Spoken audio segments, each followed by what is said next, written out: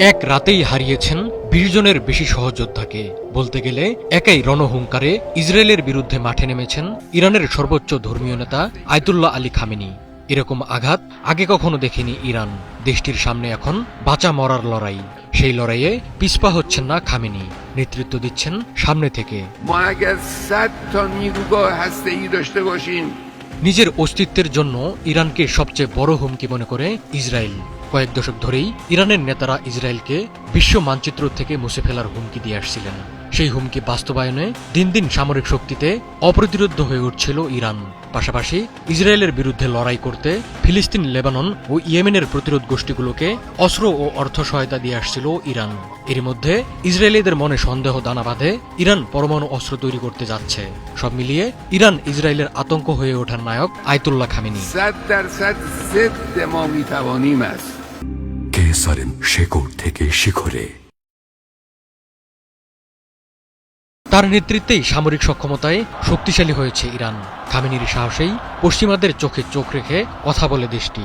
পরমাণু কর্মসূচি নিয়ে খামেনির হার নামানো মনোভাব ভয় ধরিয়ে দিয়েছিল ইসরায়েলকে। সেই ভয়েই ইরানে নজিরবিহীন হামলা করে বসেছে দখলদার দেশটি। নেতানিয়াহু বাহিনীর হামলায় শহীদ হয়েছেন ইরানের অন্তত ২০ শীর্ষ সামরিক কমান্ডার সহ কয়েকজন পরমাণু বিজ্ঞানী। ইসরায়েল যাকে হুমকি মনে করে তাকে শেষ করে দিতে দ্বিধা করে না। অনেকটা বলে কয়ে শুক্রবার ইরানে প্রাণঘাতী হামলা চালায় ইসরায়েল। ভয়াবহ হামলায় কয়েকজন জ্যেষ্ঠ সামরিক কর্মকর্তা সহ ৭৮ জন নিহত হন। কিন্তু নেতানিয়াহুর মূল টার্গেট যে আয়াতুল্লাহ খামেনি তা নিয়ে কোনো সন্দেহ নেই। খামেনিকে হত্যা করতে চেষ্টার কমতি করছে না ইসরায়েলি বাহিনী। মার্কিন সংবাদ মাধ্যম নিউ ইয়র্ক টাইমস জানিয়েছে, ইরানের রাজধানী তেহরানের পাস্তুর এলাকায় থাকেন আয়াতুল্লাহ খামেনি। ইসরায়েলি হামলা রুখে দিতে ওই এলাকায় আকাশ প্রতিরক্ষা ব্যবস্থা ব্যবহার করছে ইরানি বাহিনী।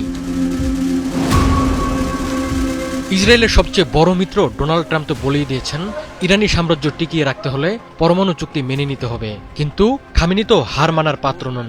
যুক্তরাষ্ট্রের মদতপুষ্ট ইসরায়েলি হামলার মুখে কঠিন প্রতিশোধের হুঁশিয়ারি দিয়েছেন তিনি। সেই হুমকি শুধু মুখের কথাতেই সীমাবদ্ধ থাকেনি। ইসরায়েলে অপারেশন ট্রু প্রমিস 3 নামের পাল্টা অভিযান শুরু করেছে ইরান।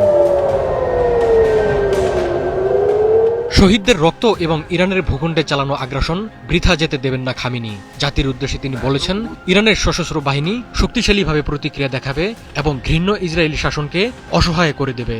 আয়াতুল্লাহ খামেনি দেশবাসীকে আশ্বস্ত করে বলেন, ইসরায়েল এই অপরাধ থেকে নিস্তার পাবে না।